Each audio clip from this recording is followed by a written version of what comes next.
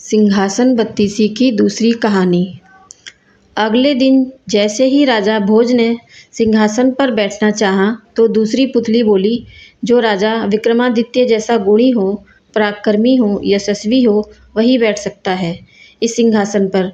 राजा ने पूछा, विक्रमादित्य में क्या गुण थे? पुतली चित्रलेखा ने कहा, सुनो। एक बार राजा विक्रमादित्य की इच्छा योग साधना की हुई। अपना राजपाट अपने छोटे भाई भृतहरि को सौंपकर अंग में भभूत लगाकर जंगल में चले गए। उसी जंगल में एक ब्राह्मण तपस्या कर रहा था।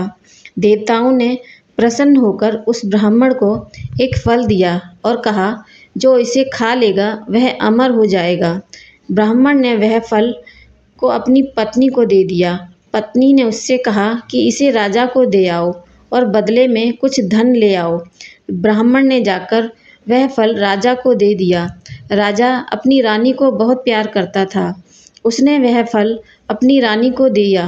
रानी का प्रेम शहर के कोतवाल से था। रानी ने वह फल उसे दे दिया। कोतवाल एक वेश्या के पास जाया करता था। उसने वह फल वेश्या को दे दिया। वेश्या ने सोचा कि मैं अमर हो जाऊंगी तो भी पाप कर्म करती रहूंगी। अच्छा होगा कि यह फल राजा को दे दूं। वह जिएंगे तो लाखों का भला करेंगे। यह सोचकर उसने दरबार में जाकर वह फल राजा को दे दिया। फल को देखकर राजा चकित रह गए। उन्हें सारा भेद मालूम हुआ तो बड़ा दुख हुआ। उसे दुनिया बेकार लगने लगी। एक दिन वह बिना किसी से कहे सुने राजपाट छोड़कर घर से निकल गए। राजा इंद्र को यह मालूम हुआ तो उन्होंने राज्य की रखवाली के लिए एक दूत भेज दिया। इधर जब राजा विक्रमादित्य की योग साधना पूरी हुई तो वह लौटे। दूत ने उन्हें रोका। विक्रमादित्य ने उससे पूछा तो उसने सब हाल बता दिया। विक्रमादित्य ने अपना नाम बताया, फिर भी दूत ने उन्हें जाने न दिया। बोला, तुम विक्रमादित्य हो तो पहले मुझसे लड़ो। दोनों में लड़ाई हुई। विक्रमादित्य उसे पछाड़ दिया।